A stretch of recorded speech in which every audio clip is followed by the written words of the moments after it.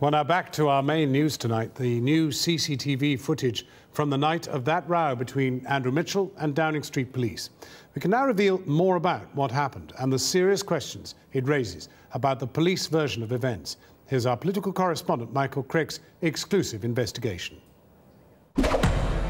Plebgate, they called it.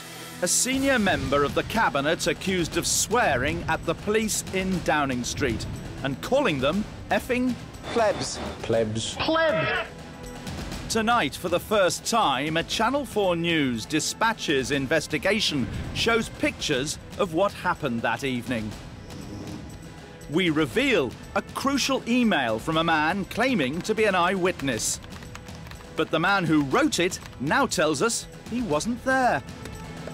Because I wasn't a witness to anything. You weren't a witness to anything? No. And Andrew Mitchell gives us his first ever interviews on the affair. Mr. Mitchell, you were stitched up, weren't you? Well, in that these three toxic phrases were hung round my neck and are completely untrue. Yes, I was. When, on the evening of the 19th of September, police working here in Downing Street refused to open the main gates to let Andrew Mitchell leave on his bike, it's reported that Mr. Mitchell flew into a rage and swore at the policeman. According to a police log leaked to the Telegraph 5 days later, he told the police to learn your effing place, that they didn't run this effing government, and perhaps most damaging, that they were effing plebs. Mitchell has always vehemently denied any of those quotes, though privately he did admit to me and other journalists that he said to the police in frustration, "I thought you lot were supposed to effing help us." Publicly, he just tried to apologise and hoped to move on, a tactic he now regrets. So why didn't you come out on the Friday and say that? Why didn't you just say to the country what you said to me? Well, when the story broke, the decision was made that I would apologise for what I did say, and my apology was accepted, there were no police complaints, and that we would let it lie. Now, with the benefit of hindsight, that was clearly the wrong decision. In the end, Andrew Mitchell resigned. But as Dispatches investigated this story over the last few days, it's returned to the headlines. At the weekend, it was announced that a police officer had been arrested over Plebgate.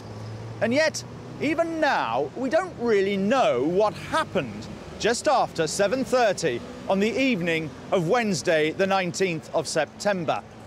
Something that would have made it rather easier to find out was the CCTV footage, and there are plenty of CCTV cameras in this area. But until now, nobody outside government has yet seen that footage. We have exclusive access to the CCTV for the relevant time that evening. Pictures filmed from Downing Street and the Foreign Office have been provided and verified by the Cabinet Office. They seem to throw up serious inconsistencies in the police account of that night. Just looking for extra little clues. There you are, that's me cycling down to the gate. And what? Then I asked the police to open the gate. They declined. At this stage, Andrew Mitchell's version of events and the police account are more or less in agreement. When Mitchell arrives at the gate, the officers tell him it's against their rules to open it for a bicycle. Then they asked me to walk my bicycle across and out through the pedestrian gate. And as I complied, I said in exasperation, I thought you guys were supposed to effing help us. And then I followed the constable and walked out of the gate.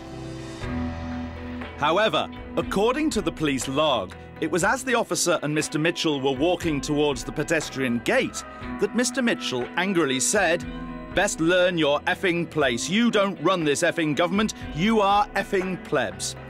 The officer then threatened to arrest him under the Public Order Act, after which Mitchell rode off saying, "You haven't heard the last of this." The CCTV footage doesn't really seem to support this version. And this is where the alleged logbook says that the toxic phrases were uttered as I was walking the bicycle across. But the CCTV doesn't look as though there's any discussion at all with the policeman at that point. Point out to us at what stage it was that you said, I thought you lot were supposed to effing help us. That was as I walked across here. So I've said it at that point. Police so in between here and there, you don't think that you said anything? No. But I emphasise that is where, in the alleged logbook, all the toxic phrases were said to have been made. It's possible, though, isn't it? We don't actually see your lips. It's possible you could fit those conversations in. Well, you could do, but there's no sign that the body language is all wrong for that. And but anyway, it didn't happen.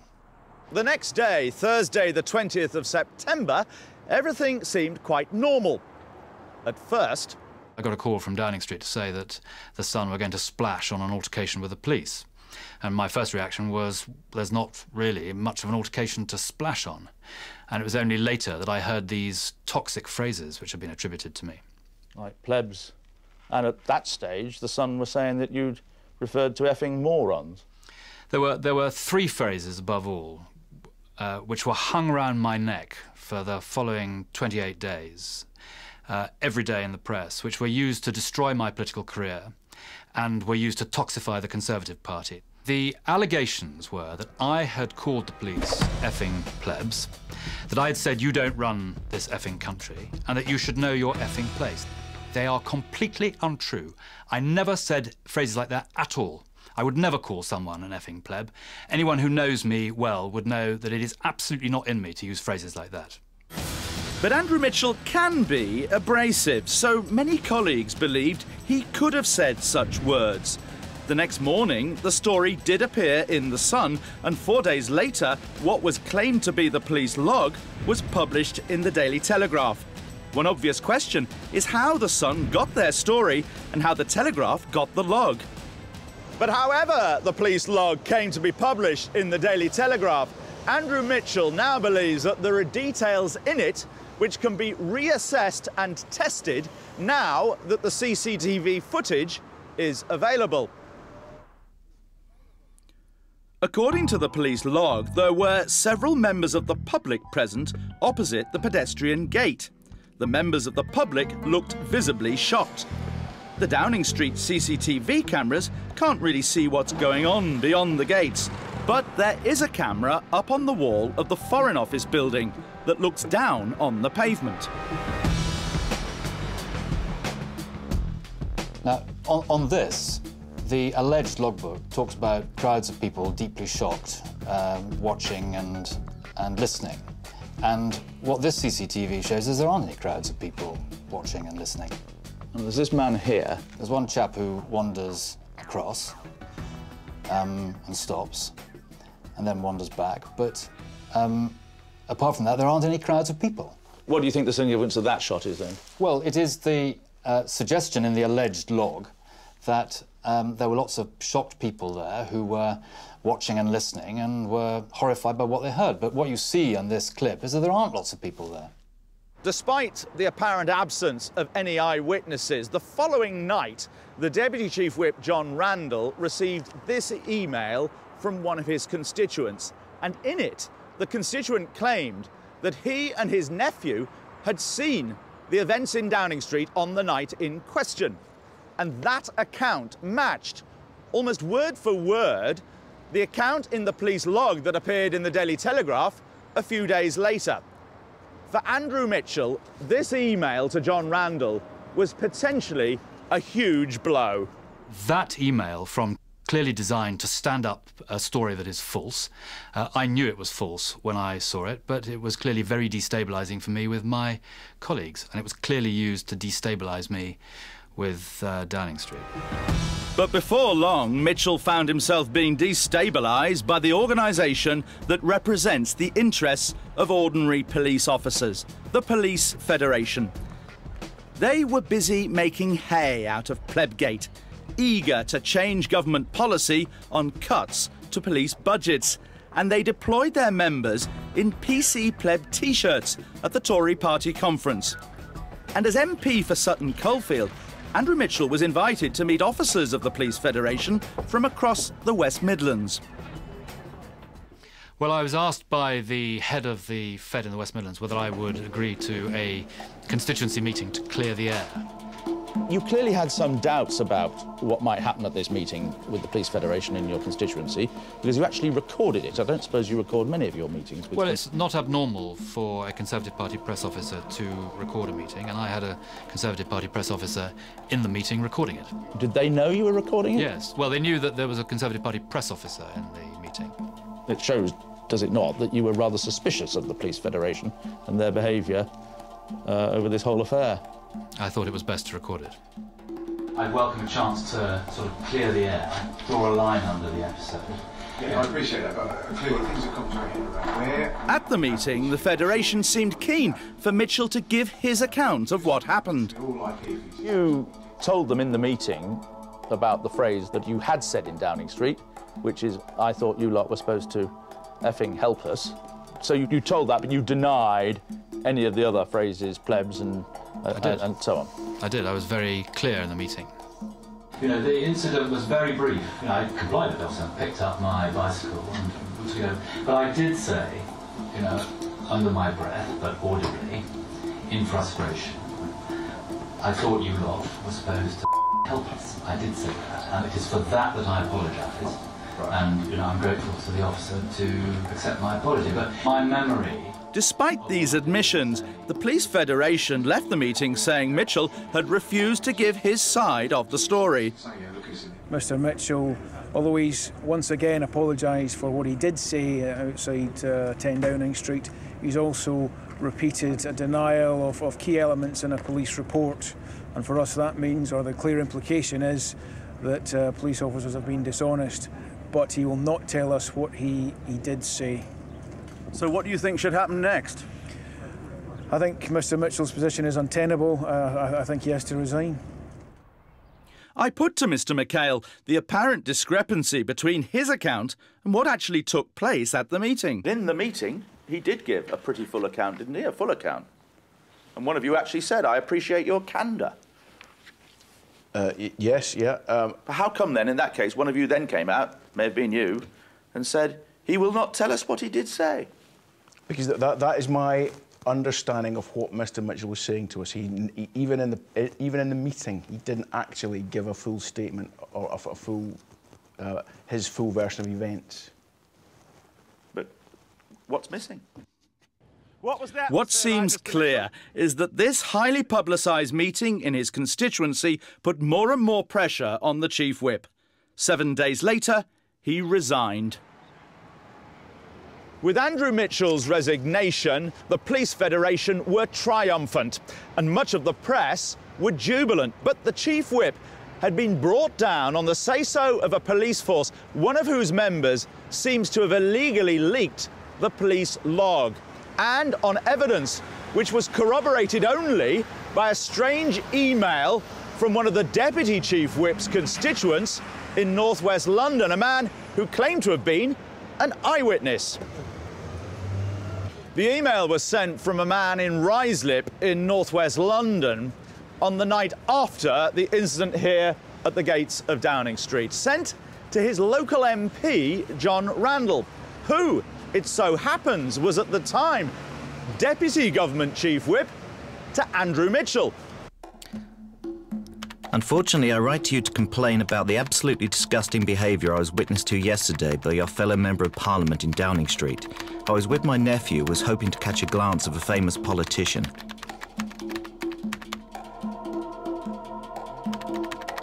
Other tourists standing with us were also shocked, and some were even inadvertently filming the incident.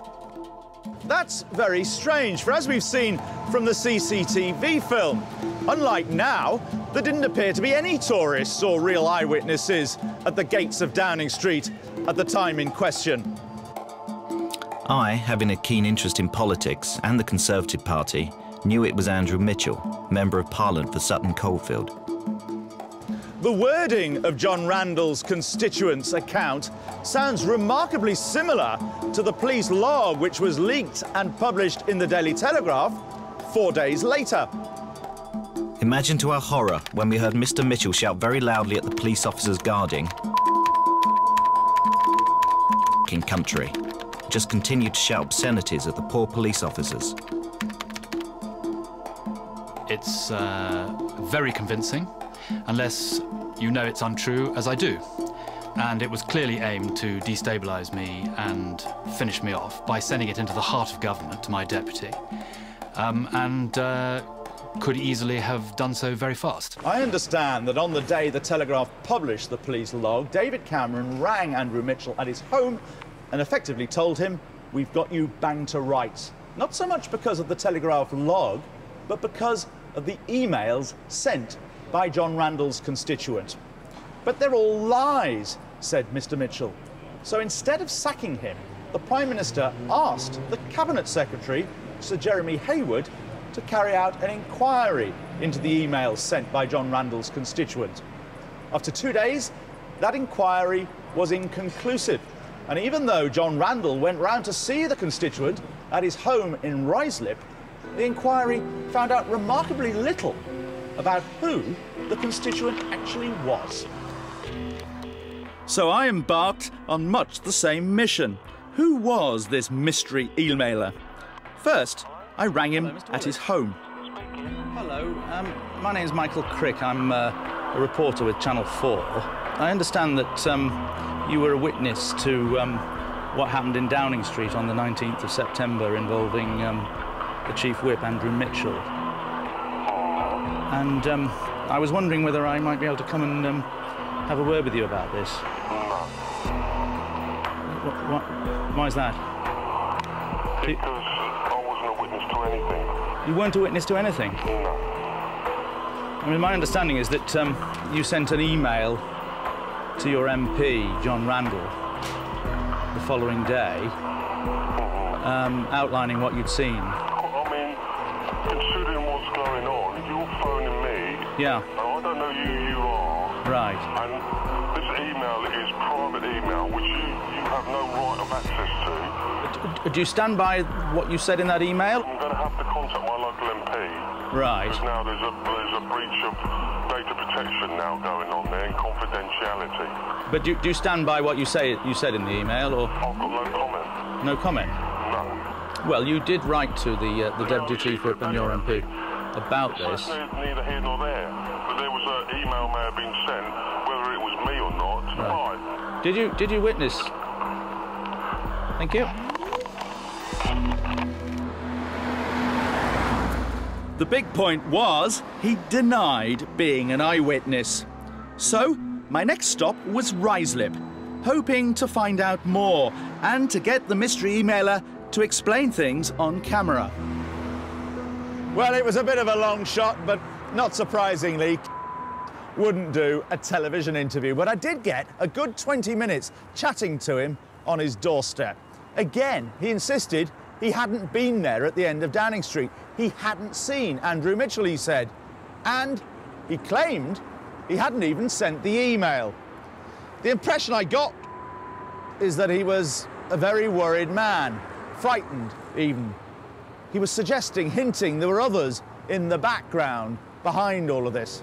Who they were, he wouldn't say. Dispatches soon found out that he'd once been a policeman. But it was only this week that we discovered the astonishing truth that he's still a police officer. And it was only on Sunday night that David Cameron, 3 months after first reading his email, that he discovered it came not from an independent public eyewitness, but from a serving policeman. The PM, I'm told, was furious. What was your reaction when you found out that the man who sent these emails was a member of the police? Well, I always knew that the emails were false, although extremely convincing. But I was really shocked when I heard that. So what's your overall feeling about this? Well, if you'd told me on September the 19th that the experience I've had since then, the revelations which have now come to light, could take place in Britain today, I simply would not have believed you. And it's certainly shaken my lifelong support and confidence in the police. And I believe now that there should be a full inquiry so that we can get to the bottom of this, so that everyone can have confidence that this sort of thing won't happen in Britain again?